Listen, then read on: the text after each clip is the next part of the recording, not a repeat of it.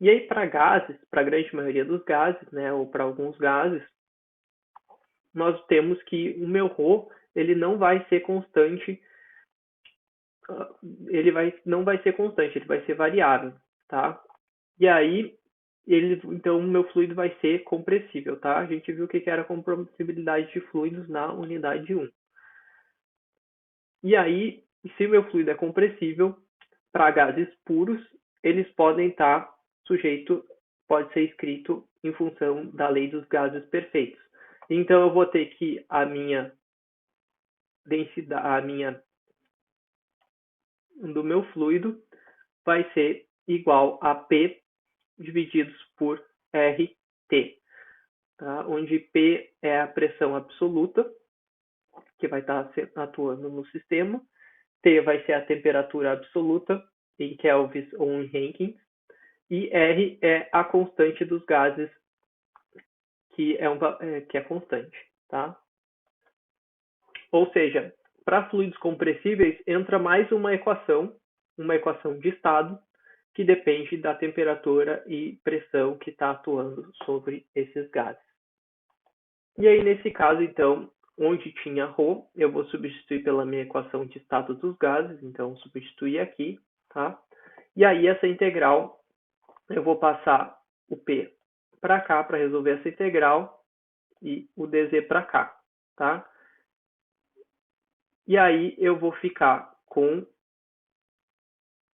se eu admitir que G e R elas não variam nesse intervalo de integração, eu posso tirar elas para fora desse meu intervalo de integração, tá?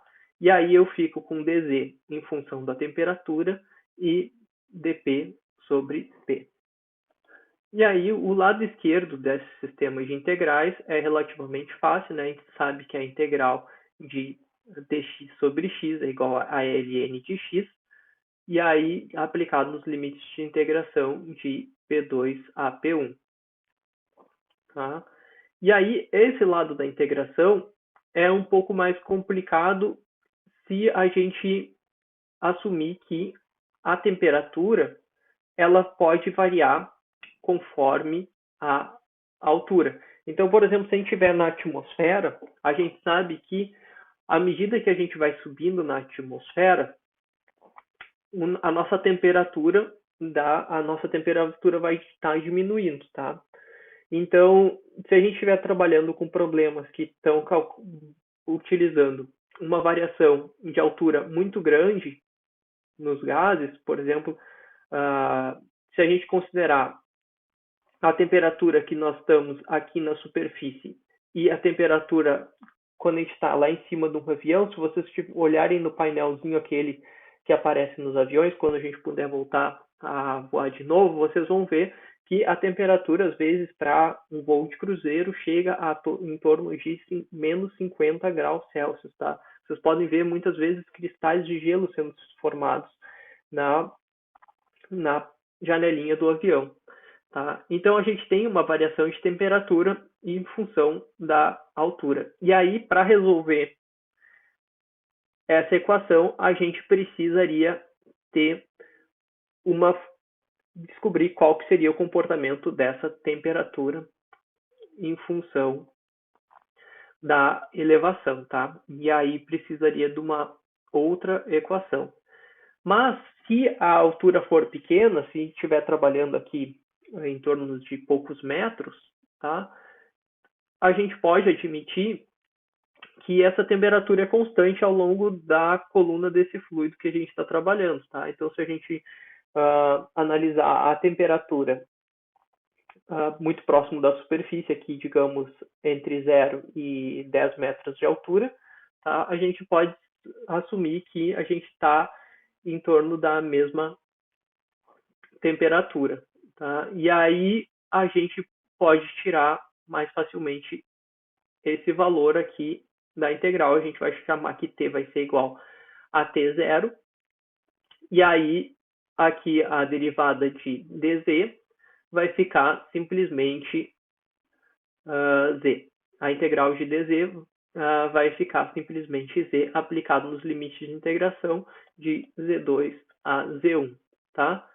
E aí aqui substituímos por T0, porque a gente assumiu um valor constante para T.